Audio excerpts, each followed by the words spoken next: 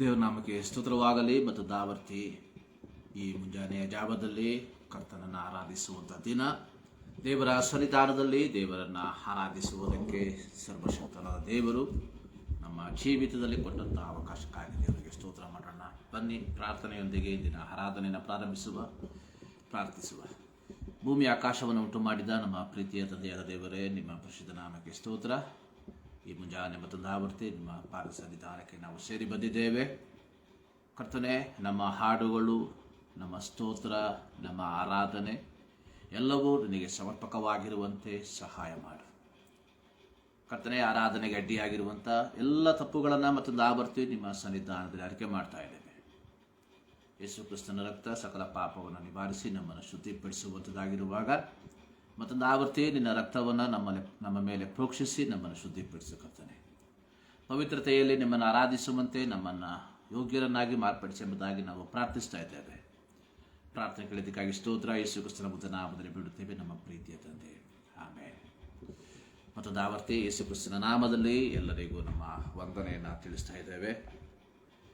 ಈ ಒಂದು ಸಂದರ್ಭವನ್ನು, ಅವಕಾಶವನ್ನು ದೇವರು ನಮ್ಮ ಜೀವಿತದಲ್ಲಿ ಕೊಟ್ಟಿದ್ದಕ್ಕಾಗಿ ನಾವು ದೇವರಿಗೆ ಕೃತಜ್ಞತೆಯನ್ನು ಸಲ್ಲಿಸುವಂಥವರಾಗಿರುವ ಒಂದು ಹಳೆಯ ಕನ್ನಡ ರಾಗವನ್ನು ಹಾಡಿ ದೇವರ ನಾಮವನ್ನು ಮಹಿಮೆಪಡಿಸುವ. ಉನ್ನತನಾದವನೇ, ಸರ್ವಶಕ್ತನಾಗಿರುವವನೇ, ಮರೆ ಹೊಕ್ಕುವೆನು ನಿನ್ನ ಆಶ್ರಯದಿ ಸುರಕ್ಷಿತನಾಗಿರುವೆನು. ನನ್ನ ಶರಣನು ದುರ್ಗವು ನೀನೇ ಮಹೋನ್ನತನೇ. ಈ ಹಾಡಿನ ಚರಣಗಳನ್ನು ಹಾಡಿ ದೇವರ ನಾಮವನ್ನು ಮಹಿಮೆಪಡಿಸುವ. ಉನ್ನತನಾದವನೇ, ಸರ್ವಶಕ್ತನಾಗಿರುವವನೇ, ಮರೆ ಹೊಕ್ಕುವೆನು ನಿನ್ನ ಆಶ್ರಯದಿ ಸುರಕ್ಷಿತನಾಗಿರುವೆನು. ನನ್ನ ಶರಣನು ದುರ್ಗವು ಭರವಸವು ನೀನೇ ಮಹೋನ್ನತನೇ. ನನ್ನನ್ನು ಬೇಟೆಗಾರನ ಬಲೆಯಿಂದಲೂ ಮರಣಕಾರ ವ್ಯಾಧಿಯಿಂದಲೂ ತಪ್ಪಿಸಿ ನನ್ನನ್ನು ತನ್ನ ರೆಕ್ಕೆಗಳಿಂದ ತಾನೇ ಹುದಗಿಸಿ ಕಾಯುವನು. ತಪ್ಪಿಸಿ ನನ್ನನ್ನು ತನ್ನ ರೆಕ್ಕೆಗಳಿಂದ ತಾನೇ ಹೋದಾಗಿಸಿ ಕಾಯುವನು. ഇരുളಲ್ಲಿರುವ ಭಯಕ್ಕೂ ಹಗಲಲ್ಲಿ ಆರುವ ಬಣಕ್ಕೂ ಕತ್ತಲಲ್ಲಿ ಚಲಿಸುವ ವಿಪತ್ತಿಗೂ ಮಧ್ಯಾಹ್ನದ ಹಾನಿಗಳು ನನಗೆ ತಟ್ಟವು, ನನ್ನನ್ನು ಮುಟ್ಟವು. ನನ್ನ ಶರಣನೆ ಕಾಯುವನು.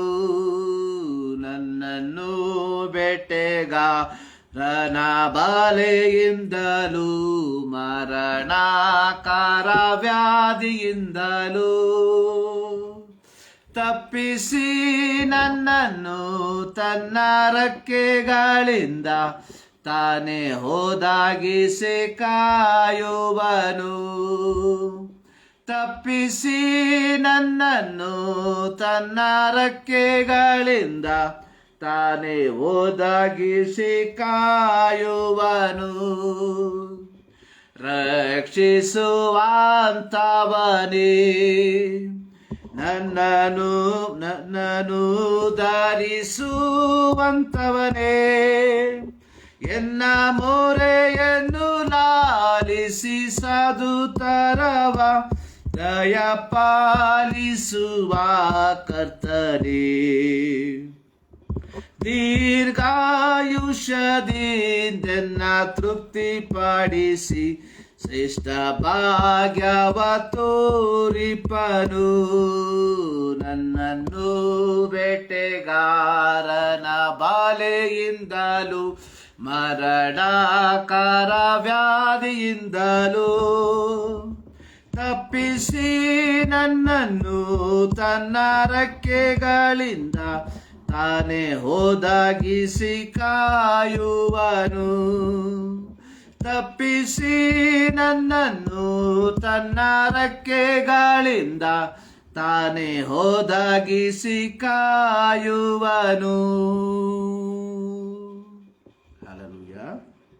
ಉನ್ನತನಾದವನೇ, ಸರ್ವಶಕ್ತನಾಗಿರುವವನೇ, ಮರೆ ಹೊಕ್ಕುವೆನು, ನಿನ್ನ ಆಶ್ರಯದೇ ಸುರಕ್ಷಿತನಾಗಿರುವೆನು. ಅತ್ಯಂತ ಮಧುರವಾದಂತಹ ಅರ್ಥಗರ್ಭಿತವಾದಂತಹ ಒಂದು ಹಾಡು.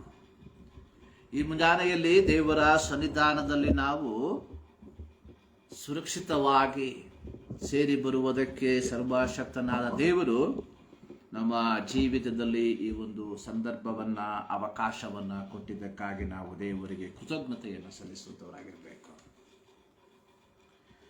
ಇಲ್ಲಿ ಹಾಡುಗಾರನು ಹಾಡುವಂಥದ್ದು, ಇರುಳಲ್ಲಿರುವ ಭಯಕ್ಕೂ ಹಗಲಲ್ಲಿ ಹಾರಿಬರುವ ಬಾಣಕ್ಕೂ ಕತ್ತಲಲ್ಲಿ ಸಂಚರಿಸುವ ವಿಪತ್ತಿಗೂ ಮಧ್ಯಾಹ್ನದ ಹಾನಿಗಳು.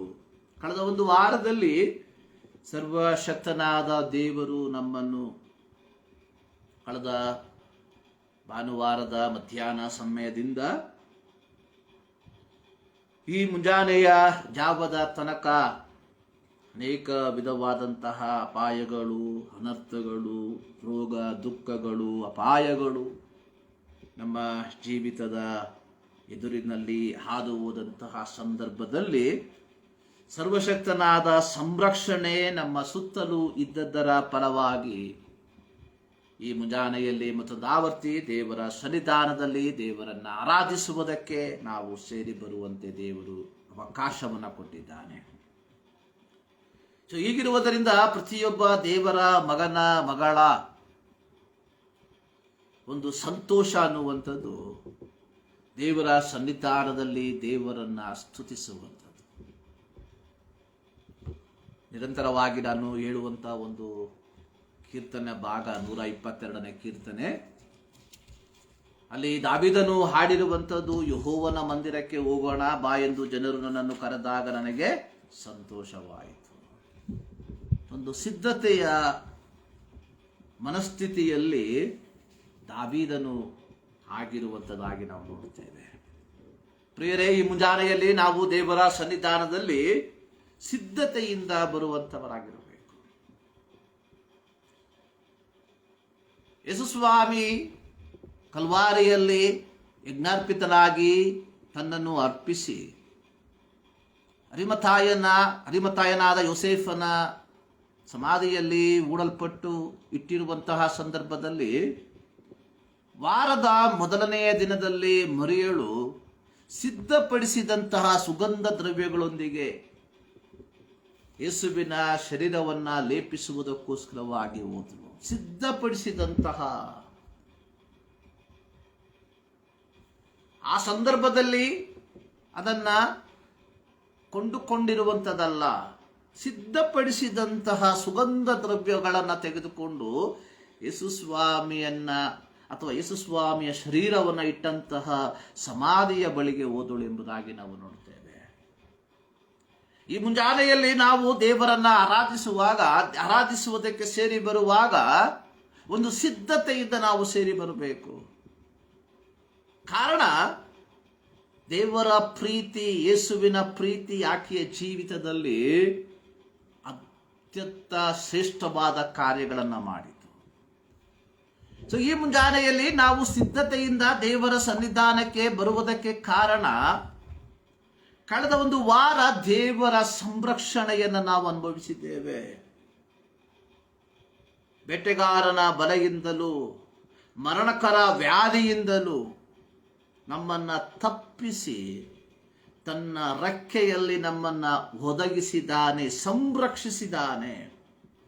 ಈ ಮುಂಜಾನೆಯಲ್ಲಿ ಈ ದೇವರನ್ನ ಆರಾಧಿಸುವುದಕ್ಕೆ ನಾವು ಬಾಧ್ಯಸ್ಥರು, ಪ್ರತ್ಯೇಕವಾಗಿ ದೇವರ ಮಕ್ಕಳಾದಂತಹ ನಾವುಗಳು ಬಾಧ್ಯಸ್ಥರು ಎಂಬುದನ್ನು ನಾವು ಮರಿಬಾರದು. ಅರಸನಾದ ದಾವೀದನು 27ನೇ ಕೀರ್ತನೆಯಲ್ಲಿ ಆಡಿರುವಂತಹ ಒಂದು ಹಾಡು 4ನೇ ವಾಕ್ಯ, ನನ್ನ ಜೀವಮಾನದಲ್ಲೆಲ್ಲ ಯೆಹೋವನ ಮನೆಯಲ್ಲಿ ವಾಸ ಮಾಡುತ್ತಾ ಆತನ ಪ್ರಸನ್ನತೆಯನ್ನು ನೋಡುವುದಕ್ಕೂ ಆತನ ಮಂದಿರದಲ್ಲಿ ಧ್ಯಾನ ಮಾಡುವುದಕ್ಕೂ ನನಗೆ ಅಪ್ಪಣೆಯಾಗಬೇಕೆಂಬ ಒಂದೇ ವರವನ್ನು ಯೆಹೋವನಿಂದ ಕೇಳಿಕೊಂಡು ಅದನ್ನೇ ಎದುರು ನೋಡುತ್ತಿರುವೆನು. ನನ್ನ ಜೀವಮಾನದಲ್ಲೆಲ್ಲ ಯೆಹೋವನ ಮನೆಯಲ್ಲಿ ವಾಸ ಮಾಡುತ್ತಾ. ಪ್ರಿಯರೇ, ಈ ದಿನ ದೇವರು ನಮ್ಮ ಜೀವಿತದಲ್ಲಿ ದಯಪಾಲಿಸಿ ಕೊಟ್ಟಿರುವಾಗ, ಈ ದಿನವನ್ನು ದೇವರು ನಮ್ಮ ಜೀವಿತದಲ್ಲಿ ಸೇರಿಸಿ ಕೊಟ್ಟಿರುವಾಗ ನಾವುಗಳು ಮಾಡಬೇಕಾಗಿರುವಂಥದ್ದು ಆತನನ್ನ ಸ್ತುತಿಸುವಂಥದ್ದು. ಆತನು ಮಾಡಿದ ಉಪಕಾರಗಳಿಗೆ ಪ್ರತ್ಯುಪಕಾರವಾಗಿ ನಮ್ಮ ಹೃದಯದ ಅಂತರಾಳದಿಂದ ದೇವರನ್ನ ಸ್ತುತಿಸುವಂಥದ್ದಾಗಿದೆ. ಇದು ನಾವು ದೇವರಿಗೆ ಸಲ್ಲಿಸುವಂತಹ ಆರಾಧನೆ ಎಂಬುದಾಗಿ ನಾವು ಅರ್ಥ ಮಾಡಿಕೊಳ್ಳಬೇಕು. ಪ್ರಿಯರೇ, ಈ ಮುಂಜಾನೆಯಲ್ಲಿ ದೇವರ ಸನ್ನಿಧಾನಕ್ಕೆ ನಾವು ಸೇರಿ ಬಂದಿದ್ದೇವೆ. 2024 ನವೆಂಬರ್ ತಿಂಗಳಿನ 2ನೇ ಭಾನುವಾರಕ್ಕೆ ನಾವು ಸೇರಿ ಬಂದಿದ್ದೇವೆ. ಈ ವರ್ಷದ ಪ್ರಾರಂಭದಿಂದ ಇದುವರೆಗೂ ದೇವರು ನಮ್ಮನ್ನು ಸಂರಕ್ಷಿಸಿದ್ದಾನೆ. ಅರ್ಥಾತ್ ಪ್ರಯಾಸಗಳು, ಕಷ್ಟಗಳು ಬರಲಿಲ್ಲ ಎಂಬುದಾಗಿ ಅಲ್ಲ. ಪ್ರಯಾಸಗಳ ಮಧ್ಯದಲ್ಲಿ, ಕಷ್ಟಗಳ ಮಧ್ಯದಲ್ಲಿ, ನಿರಾಶೆಯ ಮಧ್ಯದಲ್ಲಿ, ರೋಗದ ಮಧ್ಯದಲ್ಲಿ ದೇವರ ಸಂರಕ್ಷಣೆಯನ್ನು ನಾವು ಅನುಭವಿಸಿದ್ದೇವೆ. ಅನೇಕರು ಇವುಗಳ ಮಧ್ಯದಲ್ಲಿ, ನಿರಾಶೆಗಳ ಮಧ್ಯದಲ್ಲಿ, ಸಂಕಷ್ಟಗಳ ಮಧ್ಯದಲ್ಲಿ ತಮ್ಮ ಜೀವಿತವನ್ನು ಕೊನೆಗಾಣಿಸಿರುವಾಗ ದೇವರು ನಮಗೆ ಕೊಟ್ಟಿರುವಂತಹ ನಿರೀಕ್ಷೆ, ದೇವರ ಸಂರಕ್ಷಣೆಯ ಫಲವಾಗಿ ಮತ್ತೊಂದಾವರ್ತಿ ದೇವರ ಸನ್ನಿಧಾನದಲ್ಲಿ ದೇವರನ್ನು ಆರಾಧಿಸುವುದಕ್ಕೆ ನಾವು ಸೇರಿ ಬಂದಿದ್ದೇವೆ. ಪ್ರಿಯರೇ, ಸೊ ಹೀಗಿರುವಾಗ ನಾವು ನಮ್ಮ ಹೃದಯದ ಅಂತರಾಳದಿಂದ ಆತನನ್ನ ಸ್ತುತಿಸುವುದಕ್ಕೆ ನಾವು ಬಾಧ್ಯಸ್ಥರಾಗಿದ್ದೇವೆ ಎಂಬುದನ್ನು ನಾವು ಮರಿಬಾರದು. ದಾವೀದನು 34ನೇ ಕೀರ್ತನೆಯಲ್ಲಿ ಹೇಳಿರುವಂಥದ್ದು, ನಾನು ಯೆಹೋವನನ್ನು ಎಡೆಬಿಡದೆ ಕೊಂಡಾಡ್ತೇನೆ, ಆತನ ಸ್ತೋತ್ರವು ಯಾವಾಗಲೂ ನನ್ನ ಬಾಯಲ್ಲಿರ್ತದೆ ಎಂಬುದಾಗಿ. ಪರಿಸ್ಥಿತಿಗಳನ್ನು ನೋಡಿ ಎಲ್ಲ ನಾವು ದೇವರನ್ನ ಸ್ತುತಿಸಬೇಕಾಗಿರುವಂಥದ್ದು. ಎಲ್ಲವೂ ಅನುಕೂಲವಾಗಿರುವಾಗ ನಾನು ಆರಾಧನೆಗೆ ಭಾಗಿಯಾಗ್ತೇನೆ ಎಂಬುದಾಗಿ ಅಲ್ಲ. ನಾನು ನೆನೆಸುವಂತಹ ಕಾರ್ಯಗಳು, ನಾನು ಉದ್ದೇಶಿಸಿರುವಂತಹ ಕಾರ್ಯಗಳು ನನ್ನ ಜೀವಿತದಲ್ಲಿ ಸಾರ್ಥಕವಾದಾಗ ಮಾತ್ರ ದೇವರನ್ನು ಸ್ತುತಿಸುತ್ತೇನೆ ಎಂಬುದಾಗಿ ಅಲ್ಲ. ಎಲ್ಲ ಸಂದರ್ಭಗಳಲ್ಲಿ ದಾವೀದನು ತನ್ನ ಜೀವಿತದ ಅತ್ಯಂತ ದ ಲಾಸ್ಟ್ ಸ್ಟೇಜ್, ಕೊನೆ ಗಳಿಗೆಯಲ್ಲಿ ಆತನು ಬಂದಿದ್ದಾನೆ. ಮರಣವನ್ನ ಮುಖಾಮುಖಿಯಾಗಿ ಕಾಣುವಂತಹ ಒಂದು ಸಂದರ್ಭ. ಸೊ ಅಲ್ಲಿ ಹೇಳುವಂಥದ್ದು, ನಾನು ಯೆಹೋವನನ್ನ ಎಡೆಬಿಡದೆ ಕೊಂಡಾಡ್ತೇನೆ. ಯಾಕೆಂದ್ರೆ ತದನಂತರವಾಗಿ ದಾವೀದನು ಹೇಳಿರುವ ರೀತಿಯಲ್ಲಿ ಸತ್ತವರು ಯೆಹೋವನ ಸ್ತುತಿಸೋದಿಲ್ಲ, ಮೌನ ಲೋಕವನ್ನ ಸೇರಿದವರಲ್ಲಿ ಯಾರು ಆತನ ಕ್ರಿಯೆಯನ್ನು ವರ್ಣಿಸೋದಿಲ್ಲ. ಸೊ ದೇವರನ್ನ ಸ್ತುತಿಸುವುದಕ್ಕೆ ಸಿಕ್ಕುವಂತಹ ಸಂದರ್ಭ ಅನ್ನುವಂಥದ್ದು ನಮ್ಮ ಶ್ವಾಸ ಇರುವ ತನಕ ಮಾತ್ರ. ಆದುದರಿಂದಲೇ 150ನೇ ಕೀರ್ತನೆ ಕೊನೆಗೊಳ್ಳುವಂಥದ್ದು, ಶ್ವಾಸವಿರುವುದಲ್ಲ ಯೆಹೋವನನ್ನ ಸ್ತುತಿಸಲಿ ಎಂಬುದಾಗಿ. ಪ್ರಿಯರೇ, ಸಂದರ್ಭವನ್ನು ನೋಡಿ ಎಲ್ಲ ದೇವರನ್ನ ಸ್ತುತಿಸಬೇಕಾಗಿರುವುದು. ಅವಕಾಶಗಳಿಗೆ ಅನುಗುಣವಾಗಿ ಎಲ್ಲ ದೇವರನ್ನ ಸ್ತುತಿಸಬೇಕಾಗಿರುವಂಥದ್ದು. ಸೊ ದೇವರನ್ನ ಸ್ತುತಿಸಬೇಕಾಗಿರುವಂಥದ್ದು ನಮ್ಮಲ್ಲಿ ಶ್ವಾಸವಿರುವ ತನಕ ದೇವರನ್ನ ಸ್ತುತಿಸುವುದಕ್ಕೆ ನಾವು ಬಾಧ್ಯಸ್ಥರು ಎಂಬುದನ್ನು ನಾವು ಎಂದಿಗೂ ಮರೆಯಬಾರದು. ಈ ಮುಂಜಾನೆಯಲ್ಲಿ ಮತ್ತು ದಾವರ್ತಿ ದೇವರ ಸನ್ನಿಧಾನದಲ್ಲಿ ದೇವರನ್ನ ಆರಾಧಿಸುವುದಕ್ಕೆ ನಾವು ಸೇರಿ ಬಂದಿರುವಾಗ, ಕಳೆದ ಒಂದು ವಾರ ದೇವರು ನಮ್ಮ ಜೀವಿತದಲ್ಲಿ ಮಾಡಿದಂತಹ ಎಲ್ಲ ಉಪಕಾರಗಳನ್ನ ಮನನ ಮಾಡಿಕೊಂಡು ದೇವರಿಗೆ ನಾವು ಕೃತಜ್ಞತೆಯನ್ನು ಸಲ್ಲಿಸುವ. 103ನೇ ಕೀರ್ತನೆಯಲ್ಲಿ ನಾವು ನೋಡುವ ಪ್ರಕಾರವಾಗಿ, ನನ್ನ ಮನವೇ ಯೆಹೋವನನ್ನು ಕೊಂಡಾಡು, ನನ್ನ ಸರ್ವೇಂದ್ರಿಯಗಳೇ ಆತನ ಪವಿತ್ರ ನಾಮವನ್ನು ಕೀರ್ತಿಸಿರಿ. ನನ್ನ ಮನವೇ ಯೆಹೋವನನ್ನು ಕೊಂಡಾಡು, ಆತನ ಉಪಕಾರಗಳಲ್ಲಿ ಒಂದನ್ನು ಮರೆಯಬೇಡ. ಉಪಕಾರದ ಬಗ್ಗೆ ಹೇಳಿರುವಂಥದ್ದು, ನಿನ್ನ ಎಲ್ಲ ಅಪರಾಧಗಳನ್ನ ಕ್ಷಮಿಸಿದನು, ಸಮಸ್ತ ರೋಗವನ್ನು ವಾಸಿ ಮಾಡಿದನು, ಜೀವವನ್ನು ನಾಶದಿಂದ ತಪ್ಪಿಸಿದನು, ಪ್ರೀತಿ ಕೃಪೆಗಳೆಂಬ ಕಿರೀಟದಿಂದ ಶೃಂಗರಿಸಿದನು. ಸೊ ಈ ಮುಂಜಾನೆಯಲ್ಲಿ ಯೇಸು ಕ್ರಿಸ್ತನ ರಕ್ತದ ಮೂಲಕ ಪಾಪ ಕ್ಷಮಾಪಣೆಯನ್ನ ಪಡೆದುಕೊಂಡಿರುವಂತಹ ನಾವುಗಳು, ನಿರೀಕ್ಷೆಯ ಜೀವಿತವನ್ನು ಪಡೆದುಕೊಂಡಿರುವಂತಹ ನಾವುಗಳು ಈ ಮುಂಜಾನೆಯಲ್ಲಿ ಆತನನ್ನ ಸ್ತುತಿಸುವುದಕ್ಕೆ ಬಾಧ್ಯಸ್ಥರು ಎಂಬುದನ್ನು ನಾವು ಎಂದಿಗೂ ಮರಿಬಾರದು. ಆರಾಧನೆ ಅನ್ನುವಂಥದ್ದು ನಮ್ಮ ಜೀವಿತದ ಕ್ರೈಸ್ತರ ಒಂದು ವಾಡಿಕೆಯಾಗಿ ಮಾರ್ಪಡಬಾರದು ಪ್ರಿಯರೇ. ಆರಾಧನೆ ಎನ್ನುವಂಥದ್ದು ನಮ್ಮ ಜೀವಿತದ ಅನುಭವವಾಗಿ ಮಾರ್ಪಡಬೇಕು. ಸೊ ಆವಾಗ ಮಾತ್ರ ನಾವು ಯಥಾರ್ಥವಾಗಿ ದೇವರನ್ನ ಸ್ತುತಿಸುವುದಕ್ಕೆ, ಆರಾಧಿಸುವುದಕ್ಕೆ ಸಾಧ್ಯವಾಗುವಂಥದ್ದಾಗಿದೆ.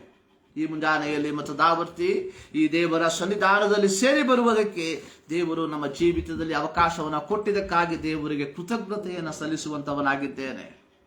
ಸೊ ಈ ದಿನ ನಾವು ಧ್ಯಾನಿಸುವಂತಹ ದೇವರ ವಾಕ್ಯ ಭಾಗ ಅನ್ನುವಂಥದ್ದು ಅಥವಾ ಶೀರ್ಷಿಕೆ ಅನ್ನುವಂಥದ್ದು ದೀಪಸ್ತಂಭದ ಮೇಲೆ ಬೆಳಕು, light on the lamp stand. 1819ರಿಂದ 1900 ಕಾಲಘಟ್ಟದಲ್ಲಿ ಜೀವಿಸಿದಂತಹ ಜಾನ್ ರಸ್ಕಿನ್ ಎಂಬ ಬರಹಗಾರ, ವಿಮರ್ಶಕ, ಆತ ಒಂದು ಮಾತನ್ನು ಈ ರೀತಿ ಹೇಳಿದ್ದಾನೆ. ಆತ ಅನೇಕ ಪುಸ್ತಕಗಳನ್ನು ಬರೆದಿರುವಂತಹ ವ್ಯಕ್ತಿ. ಪ್ರತ್ಯೇಕವಾಗಿ ಕಲೆಯ ಬಗ್ಗೆ, ಅದೇ ರೀತಿಯಾಗಿ ವಾಸ್ತುಶಿಲ್ಪದ ಬಗ್ಗೆ, ಅದೇ ರೀತಿಯಾಗಿ ಆರ್ಥಿಕತೆ ಕುರಿತಾಗಿ ಅನೇಕ ಪುಸ್ತಕಗಳನ್ನು ಬರೆದಿರುವಂತಹ ಒಬ್ಬ ವ್ಯಕ್ತಿ ಒಂದು ಮಾತನ್ನ ಈ ರೀತಿಯಾಗಿ ಹೇಳಿದ್ದಾನೆ.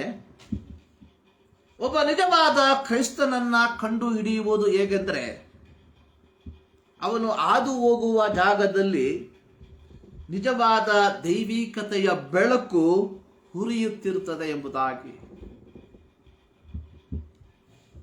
ಒಬ್ಬ ನಿಜವಾದ ಕ್ರೈಸ್ತನನ್ನ ಕಂಡು ಹಿಡಿಯುವುದು ಹೆಂಗಂದ್ರೆ, ಅವನು ಹಾದು ಹೋಗುವ ಜಾಗದಲ್ಲಿ, ಅವನು ವಾಸಿಸುವಂತಹ ಜಾಗದಲ್ಲಿ ನಿಜವಾದ ದೈವಿಕವಾದ ಬೆಳಕು ಪ್ರಕಾಶಿಸುತ್ತದೆ ಎಂಬುದಾಗಿ.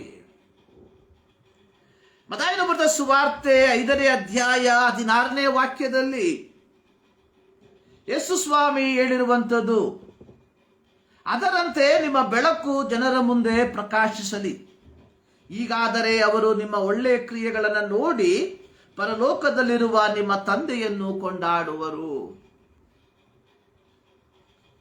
ಈತ ಈ ಒಂದು ಮಾತನ್ನು ಹೇಳುವುದಕ್ಕೆ ಕಾರಣ ಅನ್ನುವಂಥದ್ದು, ಒಮ್ಮೆ ಈತ ತನ್ನ ಸ್ನೇಹಿತನೊಂದಿಗೆ ಅವರ ಒಂದು ಫಾರ್ಮ್ ಹೌಸ್ನಲ್ಲಿ ಕುಳಿತುಕೊಂಡು ಸಂಜೆಯ ಸಮಯದಲ್ಲಿ ಮಾತನಾಡ್ತಾ ಇರುವಂತಹ ಸಂದರ್ಭದಲ್ಲಿ ಬಲು ದೂರದ ಬೆಟ್ಟದ ತುದಿಯಲ್ಲಿ ಅಲ್ಲಿರುವಂತಹ ಒಂದು ಗ್ರಾಮದಲ್ಲಿ ಒಬ್ಬ ವ್ಯಕ್ತಿ ತನ್ನ ಕೈಯಲ್ಲಿ ಉರಿಯುತ್ತಿರುವಂತಹ ಪಂಜನ್ನ ಹಿಡಿದುಕೊಂಡು ನಡೆದು ಹೋಗ್ತಾ ಇದ್ದಾನೆ. ಆತ ನಡೆದು ಹೋಗುವಂತಹ ಸಂದರ್ಭದಲ್ಲಿ ಆ ಗ್ರಾಮದಲ್ಲಿರುವಂತಹ ಪ್ರತಿ ಬೀದಿಗಳಲ್ಲಿ ಇರುವಂತಹ ಅಥವಾ ಪ್ರತಿಯೊಂದು ಬೀದಿಗಳಲ್ಲಿ ನೆಟ್ಟಿರುವಂತಹ ದೀಪಸ್ತಂಭದ ಮೇಲೆ ಇಟ್ಟಿರುವಂತಹ ದೀಪಗಳನ್ನು ಅಂಟಿಸ್ತಾ ಹೋಗ್ತಾ ಇದ್ದಾನೆ. ಆದರೆ ಆ ವ್ಯಕ್ತಿ ಯಾರೆಂಬುದಾಗಿ ಗೊತ್ತಾಗ್ಲಿಲ್ಲ. ಆ ವ್ಯಕ್ತಿಯ ರೂಪ ಕಾಣ್ತಾ ಇಲ್ಲ. ಆದರೆ ಆತ ಹಾದು ಹೋಗುವಂತಹ ಪ್ರತಿಯೊಂದು ಸ್ಥಳಗಳಲ್ಲಿ ಪ್ರಕಾಶಮಾನವಾಗಿ ಒಂದು ದೀಪ ಉರಿತಾ ಇದೆ.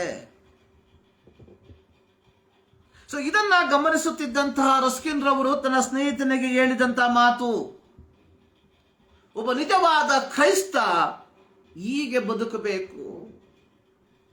ಹೇಗೆ ಬದುಕಬೇಕು? ಅವನು ಹಾದು ಹೋಗುವಂತಹ ಜಾಗದಲ್ಲಿ ನಿಜವಾದ ಬೆಳಕು, ನಿಜವಾದ ದೈವಿಕತೆಯ ಬೆಳಕು ಉರಿಯುತ್ತಿರಬೇಕು ಎಂಬುದಾಗಿ. ಪ್ರಿಯರೇ, ಯೇಸು ಕ್ರಿಸ್ತನ ರಕ್ತದ ಮೂಲಕ ಪಾಪ ಕ್ಷಮಾಪಣೆಯನ್ನ ಪಡೆದುಕೊಂಡು ದೇವರ ಮಕ್ಕಳಾಗಿ ಬದುಕುತ್ತಿರುವ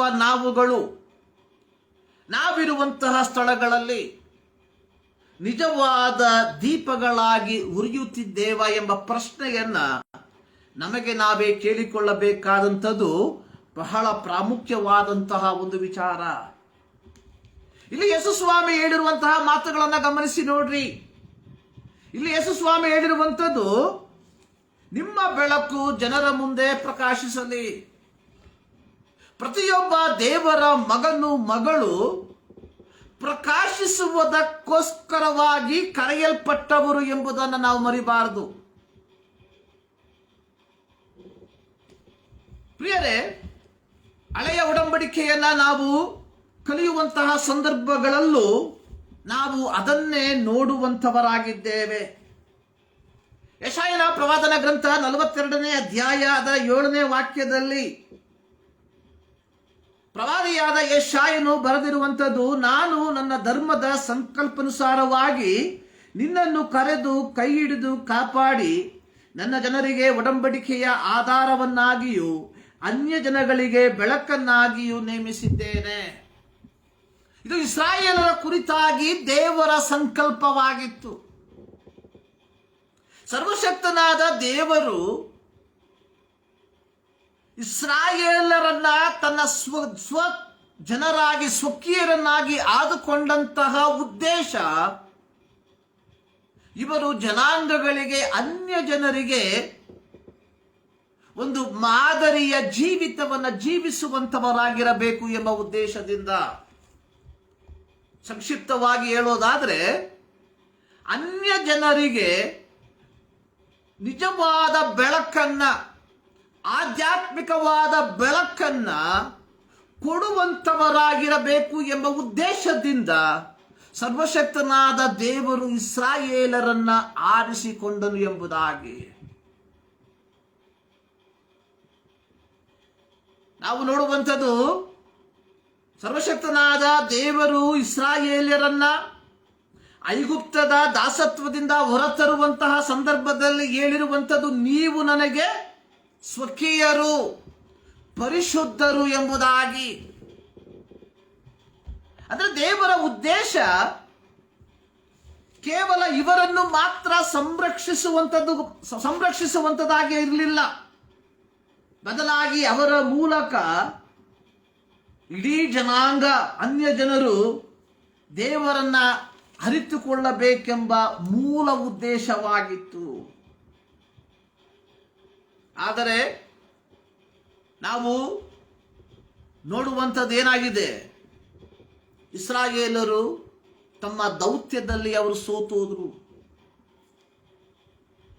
the mission started from the Old Testament. ಸೇವೆ ಪ್ರಾರಂಭವಾದಂಥದ್ದು ಹಳೆಯ ಒಡಂಬಡಿಕೆಯಿಂದಲೂ. ಧರ್ಮೋಪದೇಶ ಕಾಂಡ ಪುಸ್ತಕವನ್ನು ನಾವು ಕಲಿಯುವಂತಹ ಸಂದರ್ಭದಲ್ಲಿ ಅಲ್ಲಿ ನಾವು ನೋಡುವಂಥದ್ದು, ಮೋಶೆ ಇಸ್ರಾಯೇಲರಿಗೆ ಹೇಳುವಂತಹ ಒಂದು ಮಾತು, ನೀವು ಯೆಹೋವನ ಆಜ್ಞಾ ವಿಧಿಗಳನ್ನ ಅನುಸರಿಸಿ ನಡೆಯುವಂತವರಾದ್ರೆ ದೇವರು ನಿಮ್ಮನ್ನು ಸ್ವಾಧೀನಪಡಿಸಿಕೊಳ್ಳುವಂತಹ ದೇಶದಲ್ಲಿ. ಅಂದ್ರೆ ನೋಡಿ, ಸರ್ವಶಕ್ತನಾದ ದೇವರು ಐಗುಪ್ತದಿಂದ ಈ ಒಂದು ಜನಸಮೂಹವನ್ನ ಬಿಡಿಸಿ ಕರತಂದಿರುವಂಥದ್ದು ಕೇವಲ ಭೌತಿಕವಾದಂತಹ ಮೇಲುಗಳನ್ನು ಕೊಡುವುದಕ್ಕೋಸ್ಕರವಾಗಿ ಅಲ್ಲ. ಇದು ಅನೇಕರು ಯೇಸು ಕ್ರಿಸ್ತನನ್ನ ಹಿಂಬಾಲಿಸುವಂಥದ್ದು ಕೇವಲ ಭೌತಿಕ ಮೇಲುಗಳಿಗೋಸ್ಕರವಾಗಿ. ಹಳೆ ಒಡಂಬಡಿಕೆಯ ಕಾಲದಲ್ಲೂ ಸಹ ಸರ್ವಶಕ್ತನಾದ ದೇವರು ಇಸ್ರಾಯೇಲರನ್ನ ದಾಸತ್ವದಿಂದ ಬಿಡುಗಡೆ ಮಾಡಿ ಹಾಲು ಜೇನು ಹರಿಯುವಂತಹ ಕಾನಾನ್ ದೇಶಕ್ಕೆ ಸೇರಿಸುವುದಕ್ಕಿಂತ ಮುಂಚಿತವಾಗಿ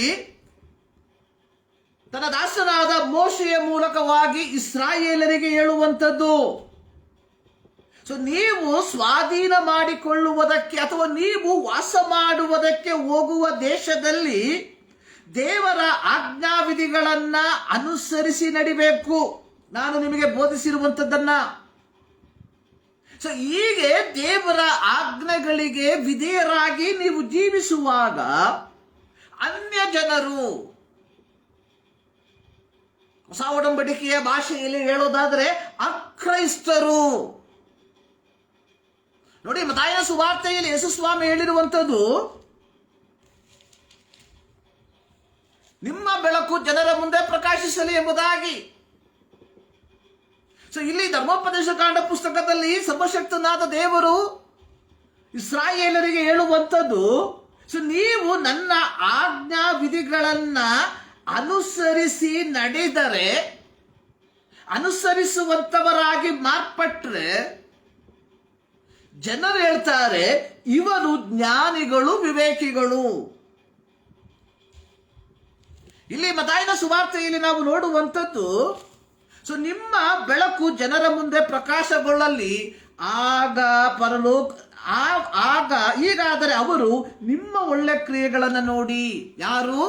ಅನ್ಯ ಜನರು ನಿಮ್ಮ ಒಳ್ಳೆ ಕ್ರಿಯೆಗಳನ್ನು ನೋಡಿ ಪರಲೋಕದಲ್ಲಿರುವ ನಿಮ್ಮ ದೇವರನ್ನ ಕೊಂಡಾಡುವರು. Action speak louder than words. ಕ್ರಿಯೆ ಮಾತಿಗಿಂತ ವೇಗವಾಗಿ ಮಾತಾಡ್ತದೆ. ಸೊ ಇಂದಿನ ಕ್ರೈಸ್ತರು ಕೇವಲ ಮಾತಿನ ಕ್ರೈಸ್ತರು ಮಾತ್ರ, ಜೀವಿತದ ಕ್ರೈಸ್ತರಲ್ಲ. ಇಸ್ರಾಯೇಲರನ್ನ ದೇವರು ಕರೆದು ಬೇರ್ಪಡಿಸಿದಂಥದ್ದು ಒಂದು ಬೆಳಕಾಗಿರುವುದಕ್ಕೋಸ್ಕರವಾಗಿ. ಆದರೆ ದೇ ಫೇಲ್ಡ್, ಅವರು ಸೋತೋದ್ರು.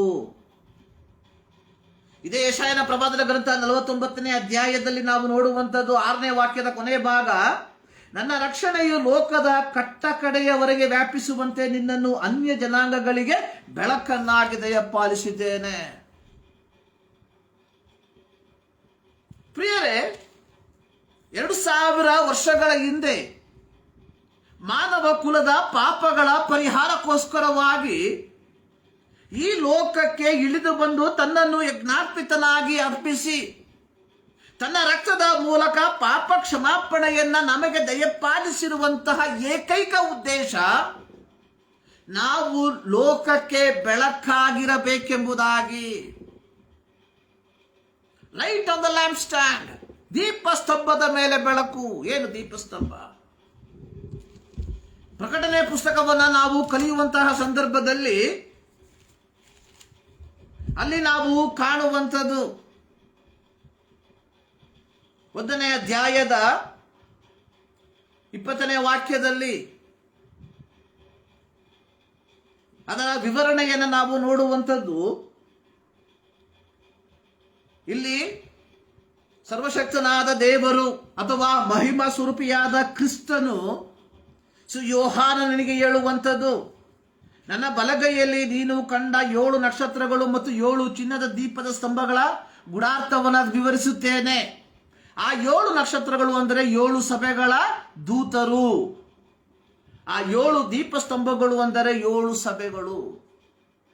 ದೀಪಸ್ತಂಭ ಸಭೆಯನ್ನ ಪ್ರತಿನಿಧಿಸುವಂತದ್ದಾಗಿದೆ. ದೀಪಸ್ತಂಭದ ಮೇಲೆ ಬೆಳಕು. ಸೊ ನಾವು ಯಾರಾಗಿದ್ದೇವೆ? ಸೊ ನೀವು ಲೋಕಕ್ಕೆ ಬೆಳಕಾಗಿದ್ದೀರಿ, ಯೇಸು ಸ್ವಾಮಿ ಹೇಳಿರುವಂತಹ ಮಾತು. ಸೊ ಹೀಗಿರಲಾಗಿ ದೇವರ ಸಭೆಯಲ್ಲಿ ನಾವುಗಳು ಏನಾಗಿದ್ದೇವೆ ಎಂಬುದನ್ನ ಈ ಮುಂಜಾನೆಯಲ್ಲಿ ಮನನ ಮಾಡಿಕೊಳ್ಳಬೇಕಾಗಿರುವಂಥದ್ದು ಬಹಳ ಪ್ರಾಮುಖ್ಯ. ದೇವರು ನಮ್ಮನ್ನ ತನ್ನ ಸಭೆಯಲ್ಲಿ ಇಟ್ಟಿರುವಂಥದ್ದು ಕೇವಲ ಧಾರ್ಮಿಕವಾದ ಆಚರಣೆಗಳನ್ನ ಆಚರಿಸಿ ಅಥವಾ ಧಾರ್ಮಿಕವಾದ ವಿಧಿವಿಧಾನಗಳನ್ನ ಪೂರೈಸಿ ಹಿಂತಿರುಗಿ ಹೋಗುವುದಕ್ಕೋಸ್ಕರವಾಗಿ ಅಲ್ಲ. ಅನೇಕ ಕ್ರೈಸ್ತರು ನೆನೆಸುವಂಥದ್ದು, ಕ್ರೈಸ್ತತ್ವ ಅನ್ನುವಂಥದ್ದು ಭಾನುವಾರ ಆರಾಧನೆಗೆ ಬರುವಂಥದ್ದು, ಧಾರ್ಮಿಕ ವಿಧಿವಿಧಾನಗಳಲ್ಲಿ ಭಾಗಿಗಳಾಗುವಂಥದ್ದು, ಕ್ರಿಸ್ಮಸ್ ಹಬ್ಬವನ್ನು ಆಚರಿಸುವಂಥದ್ದು.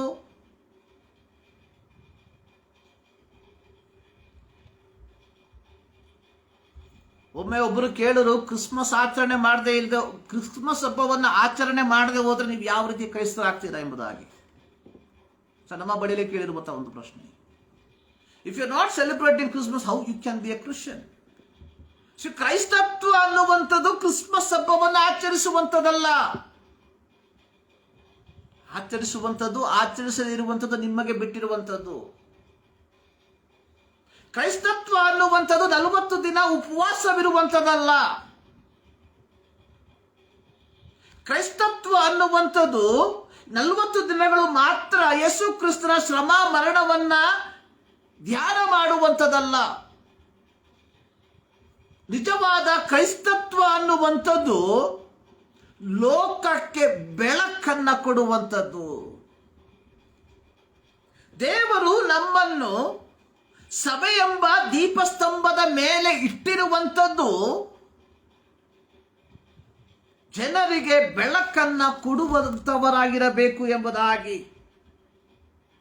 ಮತ್ತಾಯನ ಬರೆದ ಸುವಾರ್ತೆ 15ನೇ ಅಧ್ಯಾಯದ 15ನೇ ವಾಕ್ಯದಲ್ಲಿ ಯೇಸು ಹೇಳಿರುವಂಥದ್ದು, ದೀಪವನ್ನು ಹತ್ತಿಸಿ ಕೊಳಗದೊಳಗೆ ಇಡುವುದಿಲ್ಲ, ದೀಪಸ್ತಂಭದ ಮೇಲೆ ಇಡುತ್ತಾರಷ್ಟೇ, ಆಗ ಅದು ಮನೆಯಲ್ಲಿರುವವರೆಲ್ಲರಿಗೆ ಬೆಳಕು ಕೊಡುವುದು. ದೀಪವನ್ನು ಹತ್ತಿಸಿ ದೀಪಸ್ತಂಭದ ಮೇಲೆ ದೇವರು ನಮ್ಮನ್ನು ಸಭೆಯೆಂಬ ದೀಪಸ್ತಂಭದ ಮೇಲೆ ಇಟ್ಟಿರುವಂಥದ್ದು ಬೆಳಕನ್ನ ಕೊಡುವುದಕ್ಕೆ. ಲೋಕವೆಂಬ ಮನೆಯಲ್ಲಿ ಯಾರಿಗೆ ಬೆಳಕು ಬೇಕಾಗಿರುವಂಥದ್ದು? ಕ್ರೈಸ್ತರಿಗೋ? ಯಾರಿಗೆ ಬೆಳಕು ಬೇಕು? ನೋಡಿ, ಯೇಸು ಸ್ವಾಮಿ ತನ್ನ ಸೇವೆಯ ಪ್ರಾರಂಭವನ್ನು ನಾವು ನೋಡುವಂತಹ ಸಂದರ್ಭದಲ್ಲಿ ಮತ್ತಾಯನ ಬರೆದ ಸುವಾರ್ತೆ 4ನೇ ಅಧ್ಯಾಯದ 12ರಿಂದ ಕೆಲವು ವಾಕ್ಯಗಳನ್ನು ಓದುವಂತಹ ಸಂದರ್ಭದಲ್ಲಿ ಅಲ್ಲಿ ಬರೆದಿರುವಂತಹ ಒಂದು ಮಾತು, 15ನೇ ವಾಕ್ಯ, ಜಬುಲೋನ್ ಸೀಮೆ ಮತ್ತು ನೆಫ್ತಲಿಮ್ ಸೀಮೆ, ಯೋರ್ದಾನಿನ ಆಚೆ ಸಮುದ್ರದ ಕಡೆಗಿರೋ ಸೀಮೆ, ಅನ್ಯ ಜನಗಳಿರುವ ಗಲಿಲಾಯ ಸೀಮೆ, ಕತ್ತಲಲ್ಲಿ ವಾಸಿಸಿದ ಈ ಸೀಮೆಗಳ ಜನರಿಗೆ ದೊಡ್ಡ ಬೆಳಕು ಕಾಣಿಸಿತು. ಬೆಳಕು ಬೇಕಾಗಿರುವಂಥದ್ದು ಕತ್ತಲೆಯಲ್ಲಿರುವಂಥವರಿಗೆ ಪ್ರಿಯರೇ. ನಮ್ಮ ಆಧ್ಯಾತ್ಮಿಕತೆ ನಮ್ಮ ಸಭೆಗಳಲ್ಲಿ ತೋರ್ಪಡಿಸಿಕೊಳ್ಳುವಂಥದ್ದಲ್ಲ. ನೋಡಿ, ಕ್ಯಾಥೋಲಿಕ್ ಸಭೆಯಲ್ಲಿ ಅವರ ಆರಾಧನಾ ಕ್ರಮ ಪೂರ್ತಿಯಾದಾಗ, ಅವರ ಮಾಸ್ ಪೂರ್ತಿಯಾದಾಗ ಪಾದ್ರಿ ಹೇಳುವಂತಹ ಒಂದು ಮಾತು, mass is over, go in peace. ಆರಾಧನೆಯು ಮುಕ್ತಾಯವಾಗಿದೆ, ಸಮಾಧಾನವಾಗಿ ಹೋಗಿ. ಇದರ ಅರ್ಥ, ಆಲಯದಲ್ಲಿ ನಡೆಯಬೇಕಾದಂತಹ ಧಾರ್ಮಿಕ ಕಾರ್ಯಗಳು ಮುಕ್ತಾಯವಾಗಿದೆ, ಈಗ ನೀವು ಲೋಕಕ್ಕೆ ಇಳಿದು ಹೋಗಿ, ಗೋ ಇನ್ ಪೀಸ್, ಲೋಕಕ್ಕೆ ಇಳಿದು ಹೋಗಿ ಅಂದ್ರೆ ಲೋಕದ ಆಚಾರಗಳನ್ನು ಅನುಸರಿಸಿ ಎಂಬುದಾಗಿ ಅಲ್ಲ, ಬದಲಾಗಿ ಲೋಕಕ್ಕೆ ನೀವು ಇಳಿದು ಹೋಗಿ ಲೋಕಕ್ಕೆ ಬೆಳಕಾಗಿ ಮಾರ್ಪಡ್ರಿ ಎಂಬುದಾಗಿ. ಅದು ಅದರ ಯಥಾರ್ಥವಾದಂತಹ ಅರ್ಥ. ಪ್ರಿಯರೇ, ಆಲಯಗಳಿಗೆ ಸೇರಿ ಬರುವಂತಹ ನಾವು ವರ್ಷಕ್ಕೆ 52-53 ಭಾನುವಾರ ಆಲಯಗಳಿಗೆ ಸೇರಿ ಬರುವಂತಹ ನಾವುಗಳು ಆರಾಧನೆಯ ನಂತರ ನಮ್ಮ ಮನೆಗಳಿಗೆ, ನಮ್ಮ ಕೆಲಸದ ಸ್ಥಳಗಳಿಗೆ, ನಾವು ಓದುವಂತಹ ಸಂಸ್ಥೆಗಳಿಗೆ ಅಥವಾ ವಿದ್ಯಾಸಂಸ್ಥೆಗಳಿಗೆ ಹೋಗುವಂತಹ ಸಂದರ್ಭಗಳಲ್ಲಿ ನಾವು ಬೆಳಕಾಗಿ ಮಾರ್ಪಡುತ್ತಿದ್ದೇವೆ ಎಂಬುದನ್ನು ನಾವು ಒಮ್ಮೆ ಯೋಚಿಸಬೇಕಾದಂಥದ್ದು ಬಹಳ ಪ್ರಾಮುಖ್ಯವಾಗಿರುವಂಥದ್ದಾಗಿದೆ. ನೋಡಿ, ನಮಗೆ ಕೊಟ್ಟಿರುವಂತಹ ಹಳೆಯ ಉಡಂಬಡಿಕೆ ಜಕರಿಯನ ಪ್ರವಾದನ ಗ್ರಂಥದಲ್ಲಿ ನಾವು ಕಾಣುವಂತಹ ಒಂದು ಕಾರ್ಯ ಅನ್ನುವಂಥದ್ದು, ಇಲ್ಲಿ ಸರ್ವಶಕ್ತನಾದ ಜಕರಿಯನಿಗೆ ಯೆಹೋವನು ಒಂದು ದರ್ಶನವನ್ನು ಕೊಡುವಂಥದ್ದಾಗಿ ನೋಡುತ್ತೇವೆ. ಅಲ್ಲಿ ಜಕರಿಯನು ಕಂಡಂತಹ ಒಂದು ದರ್ಶನ 7 ದೀಪಗಳುಳ್ಳ ಸುವರ್ಣಮಯವಾದ ಒಂದು ದೀಪಸ್ತಂಭವನ್ನ. ಇದರ ಹಿನ್ನೆಲೆಯನ್ನು ನಾವು ನೋಡುವಂತಹ ಸಂದರ್ಭದಲ್ಲಿ ನಾನು ಪ್ರಾರಂಭದಲ್ಲಿ ಹೇಳಿದೆ, ದೇವರು ಇಸ್ರಾಯೇಲರನ್ನ ಸ್ವಕೀಯರನ್ನಾಗಿ ಆದುಕೊಂಡಂತಹ ಉದ್ದೇಶ ಅನ್ಯ ಜನಾಂಗಗಳಿಗೆ ಒಂದು ಬೆಳಕಾಗಿ, ಒಂದು ಮಾದರಿಯಾಗಿ ಮಾರ್ಪಡಬೇಕು ಎಂಬ ಉದ್ದೇಶದಿಂದ. ಆದರೆ ಅವರು ಸೋತೋದ್ರು. ಇದರ ಫಲವಾಗಿ ಸರ್ವಶಕ್ತನಾದ ದೇವರು ಏನ್ ಮಾಡ್ದ? ಇಸ್ರಾಯೇಲರನ್ನ ಅವರಿಗೆ ಬಾಧ್ಯವಾಗಿ ಕೊಟ್ಟಂತಹ ದೇಶದಿಂದ ಚದುರಿಸ್ಬಿಟ್ಟ. ಚರಿತ್ರೆಯನ್ನ ಕಲಿಯುವಂತಹ ಸಂದರ್ಭದಲ್ಲಿ ಗೊತ್ತಾಗ್ತದೆ, ಒಂದು ಗುಂಪು ಅಶ್ಶೂರರು ಬಂದು ಇಸ್ರಾಯೇಲರ 10 ಗೋತ್ರಗಳನ್ನ ಅಡಿಯಾಳಾಗಿ ತೆಗೆದುಕೊಂಡು ಹೋದ್ರು. ಅದಾಗಿ ಕೆಲವು ವರ್ಷಗಳಾದ ಮೇಲೆ ಬಾಬೇಲಿನವರು ನೆಬೂಕದ್ನೆಚ್ಚರ ನೆಬೂಕದ್ನೆಚ್ಚರ ಯೆರೂಸಲೇಮ್ ಪಟ್ಟಣವನ್ನ ಮುತ್ತಿಗೆ ಹಾಕಿ ಯಹೂದ ಸಾಮ್ರಾಜ್ಯವನ್ನ ಸಂಪೂರ್ಣವಾಗಿ ಏನ್ ಮಾಡ್ದ? ಬಾಬೇಲ್ ಸಂಸ್ಥಾನಕ್ಕೆ, ಬಾಬೇಲಿಗೆ ಕರೆದೊಯ್ದ. ಕಾರಣ, ಈ ಜನಾಂಗದವರು, ಈ ಇಸ್ರಾಯೇಲರು ಜನಾಂಗಗಳ ಮಧ್ಯದಲ್ಲಿ ದೇವರ ಆಜ್ಞಾ ವಿಧಿಗಳನ್ನ ಅನುಸರಿಸಿ ಅನ್ಯ ಜನಗಳಿಗೆ ಬೆಳಕಾಗಿ ವಾಸಿಸಬೇಕಾದಂಥವರು ದೇವರ ಆಜ್ಞಾ ವಿಧಿಗಳನ್ನ ಧಿಕ್ಕರಿಸಿ ಜನಾಂಗಗಳ ಆಚರಣೆಯನ್ನ ಅನುಸರಿಸಿದರ ಫಲವಾಗಿ ಸರ್ವಶಕ್ತನಾದ ದೇವರು ಇವರನ್ನ ಪೀಡಿಸುವಂತವರ ಕೈಗೆ ಒಪ್ಪಿಸಿಕೊಟ್ಟ. ಹೀಗೆ ಇಸ್ರಾಯೇಲರು ತಮ್ಮ ಸ್ವದೇಶವನ್ನ ಬಿಟ್ಟು ಅನ್ಯ ದೇಶಗಳಲ್ಲಿ ಪ್ರವಾಸಿಗಳಾಗಿ ವಾಸಿಸುವಂತ ಒಂದು ಕಾಲ. ಹೀಗಿರುವಾಗ ಒಂದು ಗುಂಪು ತಮ್ಮ ಪ್ರವಾಸ ಕಾಲವನ್ನ, ತಮ್ಮ ಶಿಕ್ಷಾ ಕಾಲವನ್ನ ಪೂರ್ತಿಗೊಳಿಸಿ ಯೆರೂಸಲೇಮಿಗೆ ಹಿಂತಿರುಗಿ ಬರುವಂತದ್ದನ್ನು ನಾವು ನೋಡುತ್ತೇವೆ. ಎಜ್ರನ ಪುಸ್ತಕ, ನೆಹಮ್ಯನ ಪುಸ್ತಕವನ್ನ ಕಲಿಯುವಂತಹ ಸಂದರ್ಭದಲ್ಲಿ ಇದರ ಚರಿತ್ರೆಗಳು ಬರೆಯಲ್ಪಟ್ಟಿದೆ. ಹೀಗೆ ಬಂದಂತಹ ಗುಂಪಿನಲ್ಲಿ ಸೇರಿದ ವ್ಯಕ್ತಿಯಾಗಿದ್ದ ಜಕರ್ಯ. ಜಕರ್ಯನು ಬಂದಂತಹ ಇಸ್ರಾಯೇಲರು, ಅದು ಬಂದಂತವರು ಕೇವಲ 50,000 ಜನರು ಮಾತ್ರ. ಬಂದಂತವರು ಏನ್ ಮಾಡಿದ್ರು? ಮೊದಲು ಯಜ್ಞವೇದಿಯನ್ನು ಕಟ್ಟಿ ಸರ್ವಾಂಗ ಹೋಮವನ್ನು ಸಮರ್ಪಿಸಿದ್ರು. ತದನಂತರ ದೇವಾಲಯವನ್ನ ಕಟ್ಟುವುದಕ್ಕೆ ಅಸ್ಥಿವಾರವನ್ನ ಹಾಕಿದ್ರು. ಆದರೆ ಆಂತರಿಕವಾದ ಹಾಗೂ ಬಾಹ್ಯವಾದ ಕಲಹದ ಮೂಲಕ ದೇವಾಲಯವನ್ನ ಕಟ್ಟುವುದಕ್ಕೆ ಆಗದೆ ಹೋಗಿತ್ತು. ಇಂತಹ ಒಂದು ಸಂದಿಗ್ಧತೆಯ ಪರಿಸ್ಥಿತಿಯಲ್ಲಿ ಸರ್ವಶಕ್ತನಾದ ದೇವರು ಪ್ರವಾದಿಯಾದ ಜಕರ್ಯನಿಗೆ ತೋರಿಸಿದಂತಹ ಒಂದು ದರ್ಶನ, ಆ ದರ್ಶನದಲ್ಲಿ ಆತನು ಕಾಣುವಂಥದ್ದು ಒಂದು ದೀಪಸ್ತಂಭ. ತದನಂತರವಾಗಿ ಇಲ್ಲಿ ಕರ್ತನು ಹೇಳುವಂಥದ್ದು, ಪರಾಕ್ರಮದಿಂದಲ್ಲ, ಬಲದಿಂದಲ್ಲ, ನನ್ನ ಆತ್ಮದಿಂದಲೇ ಎಂಬುದು ಸೇನಾಧೀಶ್ವರನಾದ ಯೆಹೋವನ ನುಡಿ. ಯೆಹೋವನು ಜೆರುಬ್ಬಾಬೆಲನಿಗೆ ದಯಪಾಲಿಸಿದ್ದಾನೆ. ಅಂದ್ರೆ ಈ ಆಲಯವನ್ನ ಕಟ್ಟುವಂಥದ್ದು ಮಾನುಷಿಕವಾದಂತಹ ಸಾಮರ್ಥ್ಯದ ಮೇಲೆ ಎಲ್ಲ, ಬದಲಾಗಿ ಸರ್ವಶಕ್ತನಾದ ದೇವರ ಸಾಮರ್ಥ್ಯದ ಮೇಲೆ. ಆಲಯ ಅನ್ನುವಂಥದ್ದು ಪ್ರಿಯರೇ, ಮಾನುಷಿಕವಾಗಿ ನೋಡುವಾಗ ಅದು ಒಂದು ಕಟ್ಟಡವಾಗಿ ಮಾರ್ಪಟ್ಟಾಗಿಯೂ ಅದರ ಹಿಂದೆ ಇರುವಂಥದ್ದು ದೈವಿಕವಾದಂತಹ ಪದ್ಧತಿ ಎಂಬುದನ್ನು ನಾವು ಮರಿಬಾರದು.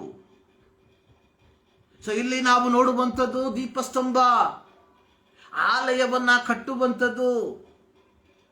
ನೋಡಿ, ಸೊಲೊಮೋನನು ಅತ್ಯಂತ ಅಮೂಲ್ಯವಾದಂತಹ ಮನೋಹರವಾದಂತಹ ಆಲಯವನ್ನ ಕಟ್ಟದ.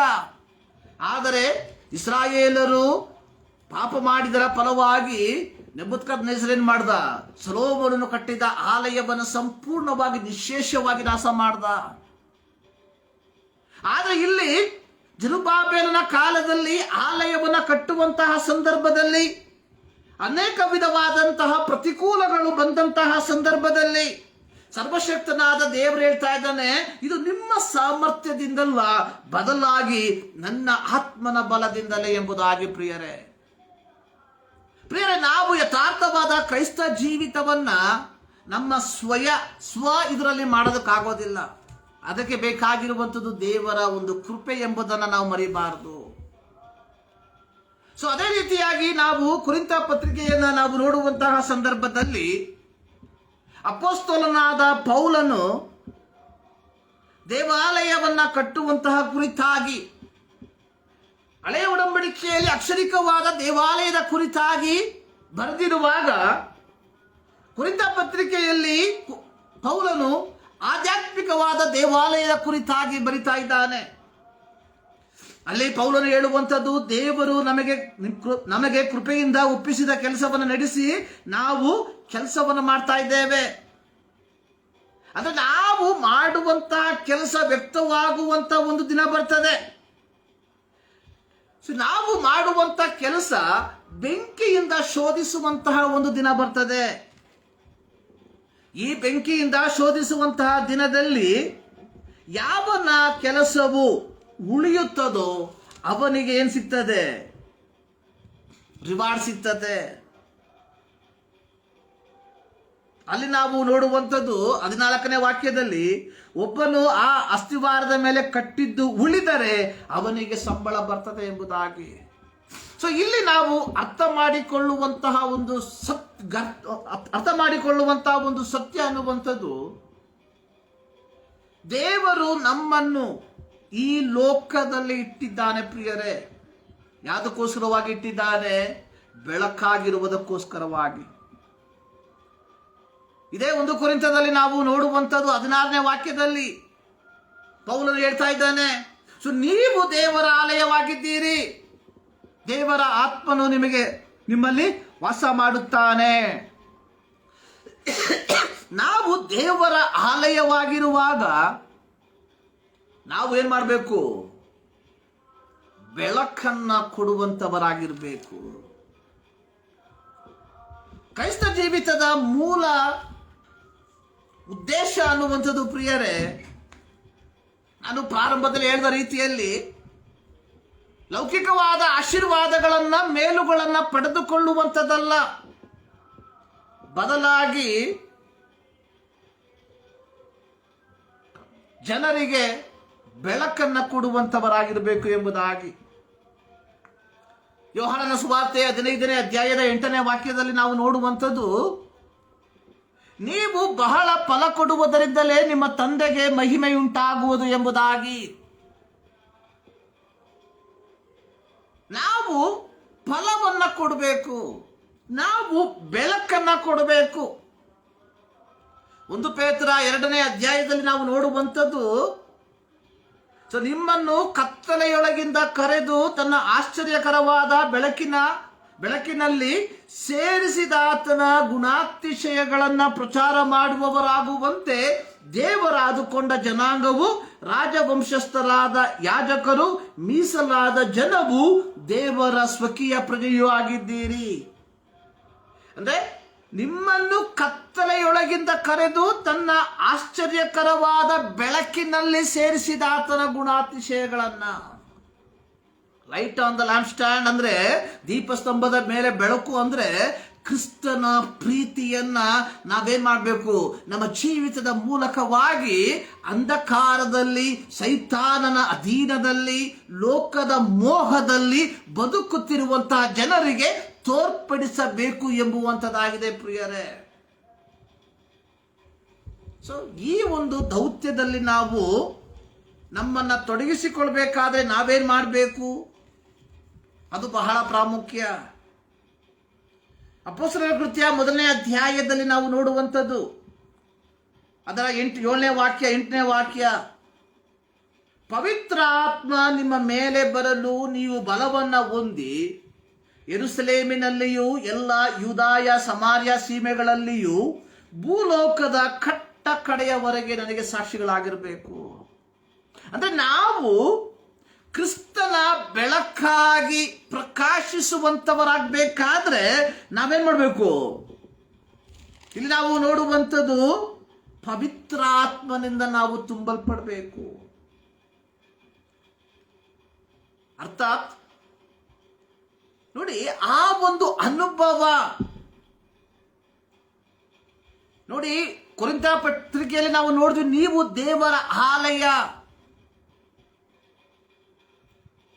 ಯೇಸು ಸ್ವಾಮಿ ಹೇಳ್ತಾರೆ, ನಾನು ಹೋಗುವಂಥದ್ದು ಒಳ್ಳೆಯದು. ನಾನು ಹೋದ್ರೆ ಪವಿತ್ರಾತ್ಮ ನಿಮ್ಮಲ್ಲಿ ಬರ್ತಾನೆ, ಆತ ನಿಮ್ಮನ್ನು ಸತ್ಯದಲ್ಲಿ ಮಾರ್ಗ ನಡೆಸ್ತಾನೆ. ಅಂದ್ರೆ ಪವಿತ್ರ ಆತ್ಮನಿಂದ ತುಂಬಲ್ಪಟ್ಟವರಾಗಿ ಭಾನುವಾರದ ದಿನದಲ್ಲಿ ಸಭೆಯಲ್ಲಿ ತೋರಿಸುವಂತಹ ಕೋಲಾಹಲವಲ್ಲ ಪವಿತ್ರಾತ್ಮ. ಇದು ಅನೇಕರು ನೆನೆಸುವಂಥದ್ದು, ಅನೇಕ ಪಂಗಡದವರು ಹೇಳುವಂಥದ್ದು. ಪವಿತ್ರಾತ್ಮ ಅಂದ್ರೆ ಭಾನುವಾರ ಒಂದು ಹಾಡನ್ನು ಹಾಡಿ ಎರಡನೇ ಹಾಡಿಗೆ ನಾವು ತೋರಿಸುವಂತಹ ಕೋಲಾಹಲ ಎಂಬುದಾಗಿ. ಪವಿತ್ರಾತ್ಮ ಅನ್ನುವಂಥದ್ದು ತ್ರಿಯೇಕ ದೇವರ ಸಾನ್ನಿಧ್ಯ ನಮ್ಮಲ್ಲಿ ಬರುವಂತಹ ಸಂದರ್ಭದಲ್ಲಿ ನಾವು ಪವಿತ್ರರಾಗಿ ಕ್ರಿಸ್ತನ ಪ್ರೀತಿಯನ್ನ, ಕ್ರಿಸ್ತನ ಬೆಳಕನ್ನ ಲೋಕಕ್ಕೆ ನಾವು ತಲುಪಿಸುವಂತವರಾಗಿರ್ತೇವೆ. Where there is light there is no darkness. ಎಲ್ಲಿ ಬೆಳಕಿದೆಯೋ ಅಲ್ಲಿ ಕತ್ತಲೆಗೆ ಸ್ಥಾನವಿಲ್ಲ. ಸೊ ಬೆಳಕಿನ ಸ್ಪೀಡ್ ಅನ್ನುವಂಥದ್ದು ಬಹಳ ವೇಗ. ಎಷ್ಟು 3 ಲಕ್ಷ ಎಷ್ಟು ಹೇಳ್ತಾರಲ್ಲ, ಬಹಳ ವೇಗವಾಗಿರುವಂಥದ್ದು. ಪ್ರಿಯರೇ, ಹೀಗಾಗಿರುವುದಾದರೆ ಪ್ರತಿಯೊಬ್ಬ ದೇವರ ಮಗನು ಯಥಾರ್ಥವಾದ ಬೆಳಕಾಗಿ ಮಾರ್ಪಟ್ಟಿದ್ದರೆ ಇಂದು ನಮ್ಮ ದೇಶ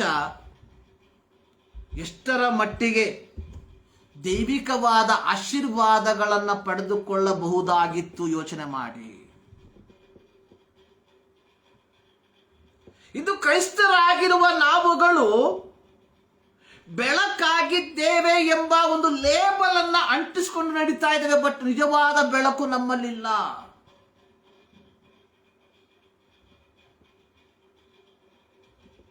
wear there is light there is no darkness. ಎಲ್ಲಿ ಬೆಳಕಿರ್ತದೋ ಅಲ್ಲಿ ಕತ್ತಲೆಗೆ ಸ್ಥಾನವಿಲ್ಲ. ಒಂದು ಪಟ್ಟಣದಲ್ಲಿ ಒಬ್ಬ ಕ್ರೈಸ್ತ ಇದ್ರೆ, ಅವನು ಬೆಳಕಾಗಿದ್ರೆ ಆ ಪಟ್ಟಣದಲ್ಲಿ ಕತ್ತಲೆಗೆ ಸ್ಥಾನವಿಲ್ಲ. ಒಂದು ಓಣಿಯಲ್ಲಿ ಒಬ್ಬ ಕ್ರೈಸ್ತನಿದ್ರೆ, ಅವನು ಬೆಳಕಾಗಿದ್ರೆ ಆ ಓಣಿಯಲ್ಲಿ ಕತ್ತಲೆಗೆ ಸ್ಥಾನವಿಲ್ಲ. ಒಂದು ತಾಲೂಕಿನಲ್ಲಿ ಒಂದು ಸಭೆ ಇದ್ರೆ, ಬೆಳಕಾಗಿರುವಂತಹ ಸಭೆ ಇದ್ರೆ, ಒಂದು ಗ್ರಾಮದಲ್ಲಿ ಬೆಳಕಾಗಿರುವಂತಹ ಒಂದು ಸಭೆ ಇದ್ರೆ, ಒಂದು ಜಿಲ್ಲೆಯಲ್ಲಿ ಬೆಳಕಾಗಿರುವಂತಹ ಒಂದು ಸಭೆ ಇದ್ರೆ, ಒಂದು ರಾಜ್ಯದಲ್ಲಿ ಬೆಳಕಾಗಿರುವಂತಹ ಒಂದು ಸಭೆ ಇದ್ರೆ, ಒಂದು ದೇಶದಲ್ಲಿ ಬೆಳಕಾಗಿರುವಂತಹ ಒಂದು ಸಭೆ ಇದ್ದಿದ್ರೆ ಕತ್ತಲೆಗೆ ಸ್ಥಾನವಿಲ್ಲ.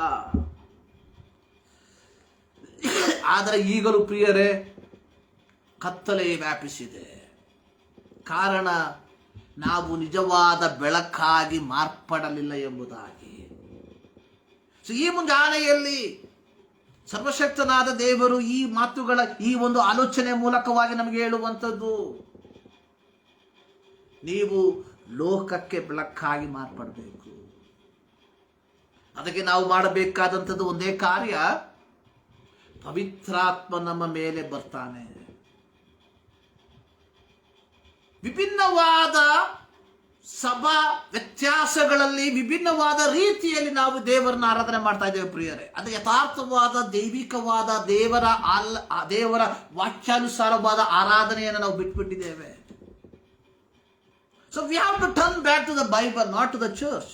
ನಾವು ಸಭೆಗೆ ಹಿಂತಿರುಗಬಾರ್ದು, ಸತ್ಯವೇದಕ್ಕೆ ಹಿಂತಿರುಗಬೇಕು ಅಂತ ಹೇಳ್ಬಿಟ್ಟು ಸಭೆ ಬಿಟ್ಟು ಹೋಗ್ಬೇಕು ಅಂತಲ್ಲ. Be the part of your church wherever you are. ಮತ್ತಾಯನು ಬರೆದ ಸುವಾರ್ತೆಯಲ್ಲಿ ನಾವು ನೋಡಿರುವಂಥದ್ದು, ಬೆಳಕನ್ನ ಹತ್ತಿಸಿ ಎಲ್ಲಿಡ್ತಾರೆ? ದೀಪಸ್ತಂಭದ ಮೇಲೆ ಇಡ್ತಾರೆ. ಆಗ ಮನೆಯಲ್ಲಿರುವವರಿಗೆ ಬೆಳಕು ಕೊಡ್ತದೆ. ಮೊದಲು ನಾವು ಬೆಳಕಾಗಿರ್ಬೇಕಾಗಿರುವಂಥದ್ದು ನಮ್ಮ ಸಮೂಹದಲ್ಲಿ. ಹೌ ಪೀಪಲ್ ವಿಲ್ ಅಕ್ಸೆಪ್ಟ್ ನಮಗೆ ಗೊತ್ತಿಲ್ಲ. ಯಾವ ರೀತಿ ಜನರು ನಮ್ಮನ್ನ ಅಂಗೀಕಾರ ಮಾಡ್ತಾರೆ ಎಂಬುದಾಗಿ ನಮಗೆ ಗೊತ್ತಿಲ್ಲ. ಆದರೆ ದೇವರ ವಾಕ್ಯಾನುಸಾರವಾಗಿ ನಮ್ಮ ಜೀವಿತವನ್ನ ಧರ್ಮೋಪದೇಶ ಕಾಂಡ ಪುಸ್ತಕದಲ್ಲಿ ನಾವು ನೋಡಿದ್ವಿ. ಸೊ ನೀವು ನನ್ನ ಆಜ್ಞಾವಿಧಿಗಳನ್ನ ಅನುಸರಿಸಿ ನಡೆಯುವಂತವರಾದ್ರೆ ಜನಾಂಗದವರು ಹೇಳ್ತಾರೆ, ಇವರು ಯಾರಾಗಿದ್ದಾರೆ? ಇವರು ಜ್ಞಾನಿಗಳು, ವಿವೇಕಿಗಳು ಎಂಬುದಾಗಿ. ನಾವು ಮಾಡಬೇಕಾಗಿರುವಂಥದ್ದು 1 ಕೊರಿಂಥದಲ್ಲಿ ಪೌಲನು ಹೇಳಿದ ರೀತಿಯಲ್ಲಿ ನೀವು ದೇವರ ಆಲಯವಾಗಿದ್ದೀರೆಂದು ಬಲ್ಲಿರಲ್ಲವೋ. ನೀವು ದೇವರ ಆಲಯವಾಗಿದ್ದೀರೆಂದು ದೇವರ ಆತ್ಮನು ನಿಮ್ಮಲ್ಲಿ ವಾಸ ಮಾಡುತ್ತಾನೆಂದು ನಿಮಗೆ ಗೊತ್ತಿಲ್ಲವೋ. ದೇವರ ಆತ್ಮ, ಪವಿತ್ರಾತ್ಮನ ಶಕ್ತಿ ನಿಮ್ಮ ಮೇಲೆ ಬರಲು. ಹೀಗಿರಲಾಗಿ ಈ ದೇವಾಲಯವನ್ನ ಕೆಡಿಸುವಂತ ಕೆಲಸ ಮಾಡಬಾರದು.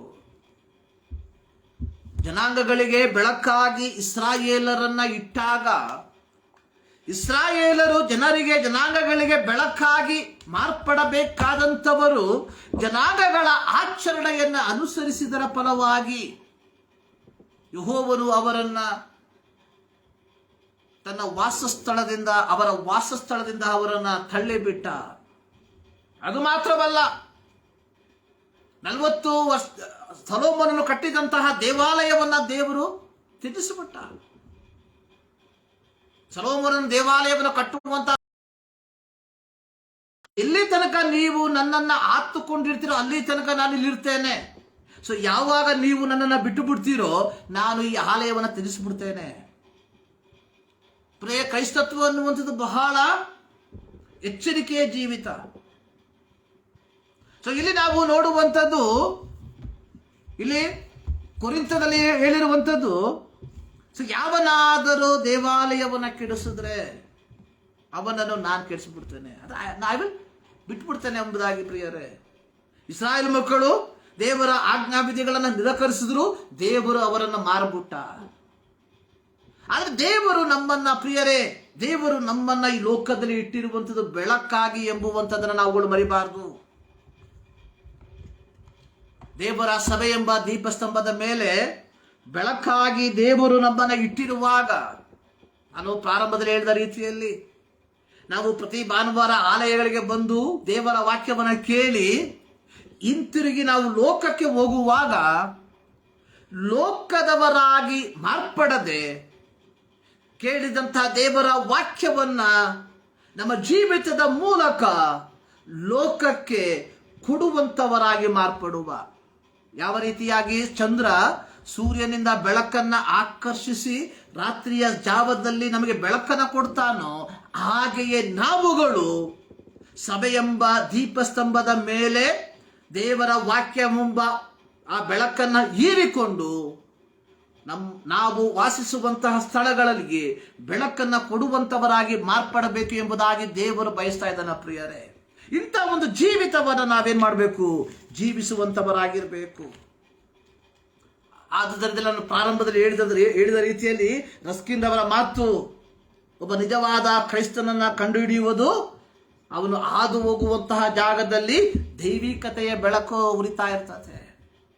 ಸೊ ನಮ್ಮಲ್ಲಿ ದೈವಿಕತೆಯ ಬೆಳಕು ಉಂಟಾ, ಅಥವಾ ನಾವು ಇತರರಿಗಿಂತ ಕಡೆಯ ಜೀವಿತವನ್ನು ಜೀವಿಸ್ತಾ ಇದ್ದೇವ?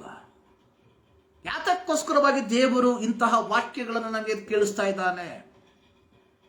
ಇದರ ಅರ್ಥ ನಮ್ಮ ಜೀವಿತದಲ್ಲಿ ಕ್ರಮಪಡಿಸಿಕೊಳ್ಳಬೇಕಾದಂಥದ್ದನ್ನ ಕ್ರಮಪಡಿಸಿಕೊಳ್ಳುವುದಕ್ಕೋಸ್ಕರವಾಗಿ. ಪ್ರಿಯರೇ, ಸೊ ಇಲ್ಲದೆ ಹೋದಲ್ಲಿ ಇಸ್ರಾಯೇಲರಿಗೆ ಸಂಭವಿಸಿದಂತ ಕಾರ್ಯವು ನಮಗೆ ಸಂಭವಿಸುವಂಥದ್ರಲ್ಲಿ ಯಾವ ಸಂಶಯವೂ ಇಲ್ಲ. ಯೇಸು ಸ್ವಾಮಿ ನಮ್ಮನ್ನ ಯೋಹಾನನ ಸುವಾರ್ತೆಯಲ್ಲಿ ನಾವು ನೋಡುವಂಥದ್ದು, ಸೊ ನೀವು ನನ್ನನ್ನು ಆರಿಸಿಕೊಂಡಿಲ್ಲ, ನಾನು ನಿಮ್ಮನ್ನ ಆರಿಸಿಕೊಂಡಿದ್ದೇನೆ. ಎದಕ್ಕೋಸ್ಕರವಾಗಿ? ನೀವು ಫಲ ಕೊಡಬೇಕು, ಕೊಡುವಂತಹ ಫಲ ನಿಲ್ಲುವಂಥದ್ದಾಗಿರಬೇಕು. ಪ್ರಿಯರೇ, ಸೊ ಇದು ನಿಜವಾದ ಕ್ರೈಸ್ತ ಜೀವಿತ ಅನ್ನುವಂಥದ್ದು. ಈ ಮುಂಜಾನೆಯಲ್ಲಿ ನಾವು ದೇವರ ಸನ್ನಿಧಾನದಲ್ಲಿ ಯೋಚನೆ ಮಾಡೋಣ, ನಾನು ನಿಜವಾದ ಕ್ರೈಸ್ತನಾಗಿದ್ದೇನಾ? ನಾನು ಬೆಳಕನ್ನು ಕೊಡುವಂತಹ ಕ್ರೈಸ್ತನಾಗಿದ್ದೇನಾ? ನಾನು ಫಲವನ್ನು ಕೊಡುವಂತಹ ಕ್ರೈಸ್ತನಾಗಿದ್ದೇನಾ? ಪ್ರಿಯರೇ, ದೇವರ ವಾಕ್ಯ ಹೇಳ್ತದೆ, ನೀವು ಫಲ ಕೊಡುವುದೆಂದರೆ ತಂದೆಗೆ ಮಹಿಮೆ ಆಗ್ತದೆ. ಸೊ ನಿಮ್ಮ ಬೆಳಕು ಪ್ರಕಾಶಗೊಂಡ್ರೇನೆ ಜನರು ನನ್ನ ದೇವರನ್ನ ಮಹಿಮೆ ಪಡಿಸ್ತಾರೆ ಎಂಬುದಾಗಿ. ಸೊ ಹೀಗಿರಲಾಗಿ ಪ್ರಿಯರೇ, ಸುವಾರ್ತೆ ಅನ್ನುವಂಥದ್ದು ಕೇವಲ ಬಾಯಿ ಮಾತುಗಳ ಮೂಲಕವಾಗಿ ಹೇಳುವಂಥದ್ದಲ್ಲ, ಬದಲಾಗಿ ಜೀವಿತದ ಮೂಲಕವಾಗಿ ಜೀವಿಸುವಂಥದ್ದು ಎಂಬುದನ್ನ ಈ ಮುಂಜಾನೆಯಲ್ಲಿ ಮತ್ತೊಂದು ಆವರ್ತಿ ನಾವು ಅರ್ಥ ಮಾಡಿಕೊಳ್ಳಬೇಕು ಎಂಬುದಾಗಿ ಈ ವಾಕ್ಯದ ಮೂಲಕವಾಗಿ ನಾನು ನಿಮ್ಮನ್ನ ಎಚ್ಚರಿಕೆ ಪಡಿಸ್ತಾ ಇದ್ದೇನೆ. ದೇವರು ನಿಮ್ಮನ್ನ ಆಶೀರ್ವದಿಸಲಿ. ಪ್ರಾರ್ಥನೆ ಮಾಡೋಣ. ಸರ್ವಶಕ್ತನಾದ ದೇವರೇ, ಮತ್ತೊಂದು ಆವರ್ತಿ ನಿಮ್ಮ ಸನ್ನಿಧಾನಕ್ಕೆ ನಾವು ಸೇರಿ ಬರ್ತಾ ಇದ್ದೇವೆ. ಕೊಟ್ಟಂತ ನಿಮ್ಮ ವಾಕ್ಯಕ್ಕಾಗಿ ಸ್ತೋತ್ರ. ವಾಕ್ಯದ ಅರ್ಥವನ್ನ ನಾವು ಸರಿಯಾಗಿ ಗ್ರಹಿಸಿಕೊಂಡು ಅದಕ್ಕೆ ಅನುಗುಣವಾಗಿ ನಮ್ಮ ಜೀವಿತವನ್ನು ನಿರ್ವಹಿಸುವಂತೆ ನಮ್ಮ ಜೀವಿತದಲ್ಲಿ ಕೃಪೆ ಮಾಡು. ಪ್ರಾರ್ಥನೆ ಕೇಳಿದಕ್ಕಾಗಿ ಸ್ತೋತ್ರ. ಯೇಸು ಕ್ರಿಸ್ತನ ನಾಮದಲ್ಲಿ ಬೇಡುತ್ತೇವೆ ತಂದೆ. ನಮ್ಮ ತಂದೆಯಾದ ದೇವರ ಪ್ರೀತಿ ದೇವರು ಈ ಮುಂಜಾನೆಯಲ್ಲಿ ನಿಮ್ಮೆಲ್ಲರನ್ನ ಧಾರಾಳವಾಗಿ ಆಶೀರ್ವದಿಸಲಿ.